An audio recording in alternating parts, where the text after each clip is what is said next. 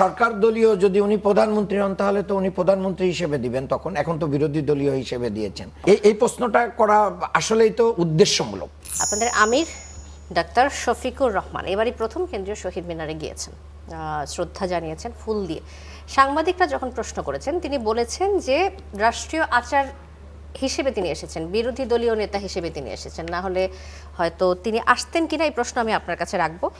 এতদিন জামাত শিবিরের পক্ষ থেকে বলা হতো যে শহীদ মিনারে ফুল দেওয়া নাজায়েজ বা শিরক বলা হতো, শিরক। তো এখন রাষ্ট্রীয় আচারের দোহাই দিয়ে এই যে যাওয়া, এটা কি রাজনৈতিক ভুল বদল হিসেবে দেখেন নাকি আপনাদের কোনো পরিবর্তন এসেছে?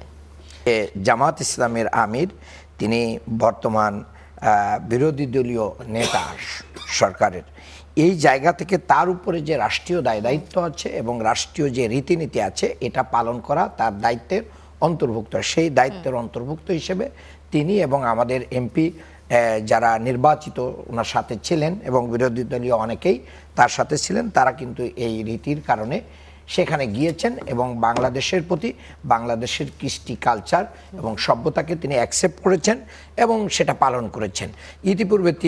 ইতিপূর্বে যখন ম্যাডাম জিয়া প্রধানমন্ত্রী ছিলেন তখন শহীদ মাওলানা মতিউর রহমান নিজামী, আলী হাসান মোহাম্মদ মুজাহিদ ওনারা মন্ত্রী ছিলেন, ওনারাও কিন্তু ম্যাডাম জিয়ার সাথে শহীদ বেদিতে গিয়েছিলেন, সেখানে তারা কিন্তু দাঁড়িয়েছিলেন। এই জায়গায় যাওয়ার রেওয়াজ এটাই প্রথম, বিষয়টা তা না, কিন্তু ফুল দেওয়ার রেওয়াজ বিরোধী দলীয় নেতা হিসেবে উনি দিয়েছেন। এর পাশাপাশি কিন্তু উনি এটা বিরোধী দলে তো এর আগে জামাত যায় নাই, এই প্রথম জামাত বিরোধী দলে গিয়েছে। আর জামাত ইসলামী দলীয়ভাবে কিন্তু আমিরে জামাত দলের নেতাকর্মী নিয়ে আজিমপুর কবরস্থানের শহীদদের ওখানে ফাতিহা পাঠ করেছেন, দোয়া করেছেন। এই কর্মসূচি জামাত আগেও পালন করেছে, এখনো পালন করছে। এবং আমি এই জায়গাটা আমি না, এটা তো উনি অ্যানসার করেছেন।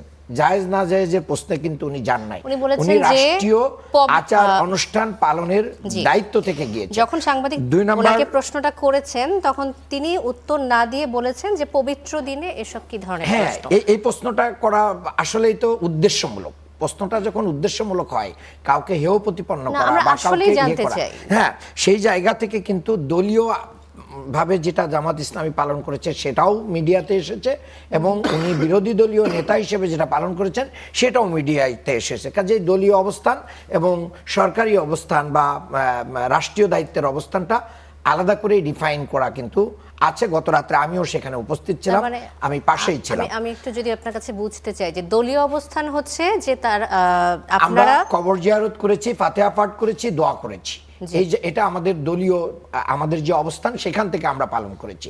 আর রাষ্ট্রের জায়গা থেকে রাষ্ট্রীয় যে কালচার এবং আচার আছে সেই পুষ্পস্তবক অর্পণ রাষ্ট্রীয় জায়গা থেকে আমরা এটা করেছি। এবং গতকালকে কিন্তু আরেকটা সুন্দর বিষয় কিন্তু এসেছে, এটা কিন্তু আপনারা আলোচনা করছেন না, এটা আমাকে একটু বলতে দিন। আমি আসবো, আমি এই প্রশ্নটা নিয়ে নিই আপনার কাছ থেকে একটু উত্তরটা জানতে চাই। জামাত আমির এর পরের বার যদি বিরোধী দলীয় নেতা না থাকেন তারপর আর পুষ্পস্তবক অর্পণ বা সম্মান প্রদর্শন আমরা দেখব না।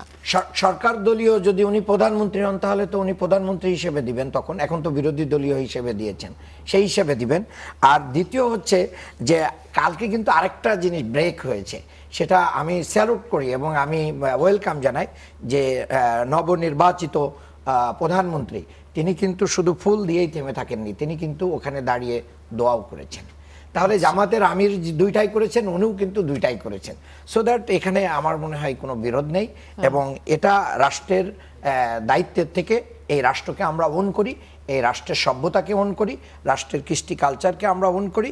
রাষ্ট্রীয় দায়িত্বের কারণে আমাদের যেখানে যেতে হবে সেখানে আমরা সেটা করব।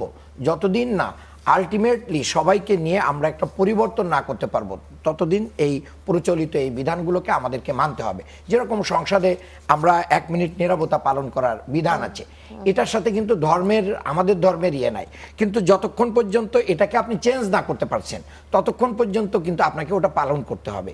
এটাই রীতি, এটাই নিয়ম। জি, ধন্যবাদ।